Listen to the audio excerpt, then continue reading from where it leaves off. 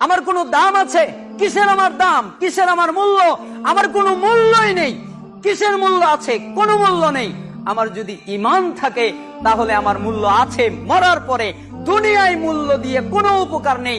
দুনিয়ায় কে মূল্য দিল কে না দিল এটা দেখার কোনো বিষয়ই নয়। তোমাকে দেখে যেন মনে হয় না তুমি রাজা, তোমাকে দেখে যেন মনে হয় না তুমি ক্ষমতাশীল, তোমাকে দেখে যেন মনে হয় না তোমার অনেক পাওয়ার। তোমাকে দেখলে মনে হবে তুমি পথচারী, তুমি মুসাফির, তোমার কোনো ক্ষমতাই নেই। আর আমি মুসাফির, সফর করেছি, এক জায়গায় থেকে সফর করে এখানে এসেছি, আবার সফর করে এখান থেকে চলে যাব। হে আব্দুল্লাহ, এটা তুমি মনে রাখবে। তখন ইবনে ওমর বলতেন, ইযা আমসাইতা ফালা তানতাযিরি সাবাহ ইযা আসবাহতা ফালা তানতাযিরিল মাসা ওয়া খুয মিন সিহাতিকা লিমারাদিক ওয়া মিন হায়াতিকা লিমাউতিক। তখন ইবনে ওমর বলতেন, হে লোক শোনো, তুমি যখন সন্ধ্যায় উপনীত হও তখন আর সকালের অপেক্ষা করো না। তুমি যখন সকালে উপনীত হও তখন আর সন্ধ্যার অপেক্ষা করো না। তুমি যখন সুস্থ থাকো তখন অসুস্থ হওয়ার আগেই তুমি তোমার প্রস্তুতি নাও। তুমি যখন জীবিত আছো মরে যাওয়ার আগেই তুমি তোমার প্রস্তুতি নিয়ে নাও। আব্দুল ইবনে ওমর তিনি আরেক বাক্য বললেন যে যখন সন্ধ্যায় থাকো তখন আর সকালের অপেক্ষা করো না।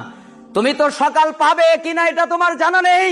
তোমার চিন্তা এটা নয়, তোমার চিন্তা সকালে যাওয়া নয়, তোমার চিন্তা সকালে কিছু করার নয়। তোমার চিন্তা এখন, তুমি এখন চিন্তা করবে, এখন তুমি প্রস্তুতি নেবে, এখন তুমি প্রস্তুতি নিয়ে আল্লাহর সামনে দাঁড়াতে হবে। এর প্রস্তুতি নিয়ে নাও, কারণ তোমার জানা নেই কখন তোমার মৃত্যু এসে যায়। আমাদের কোনো বরত্ব আছে? আবু যর রাদিয়াল্লাহু আনহুর ঘরে কিছু সাহাবী প্রবেশ করলেন। আবু যর রাদিয়াল্লাহু আনহুর ঘরে প্রবেশ করার পরে দেখে আবু যর রাদিয়াল্লাহু আনহুর ঘরে কিছু নাই। কিছু নাই মানে কি? একটা মশক আছে যার ভিতরে পানি থাকে, ওই মশক থেকে পানি ঢেলে, আর একটা পাত্র আছে মাটির বা ইসের, ওই পাত্রের ভিতরে তিনি পানি নিয়ে পানি খান। এটা হচ্ছে তার আসবাবপত্র। আর একটা বিছানোর জন্য মাদুরি আছে, আর গায়ে দেওয়ার জন্য একটা কাপড়ের মতো মোটা জাতীয় কিছু আছে যা মানানসই না। তখন কিছু সাহাবী ঘরে ঢোকার পরে বললেন, হে আবু যর রাদিয়াল্লাহু আনহু, মনে হচ্ছে আপনাদের আলাদা আরেকটা ঘর আছে, তাই না? এই কারণে এই ঘরে কিছু নাই।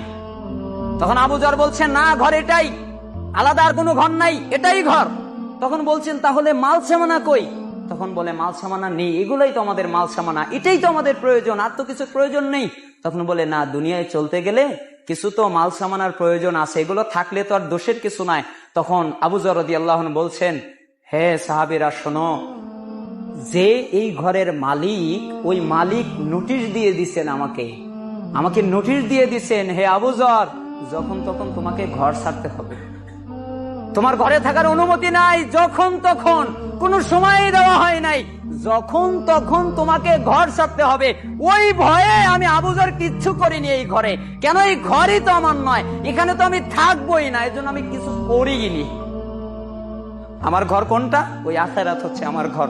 যা কামাইয়ের প্রয়োজন আমি সব ওই আখিরাতে রেখে দিয়েছি, ওইখানে আমি জমা করেছি, আমার আসবাবপত্র ওইখানে। দেখেছেন তাদের ঈমান।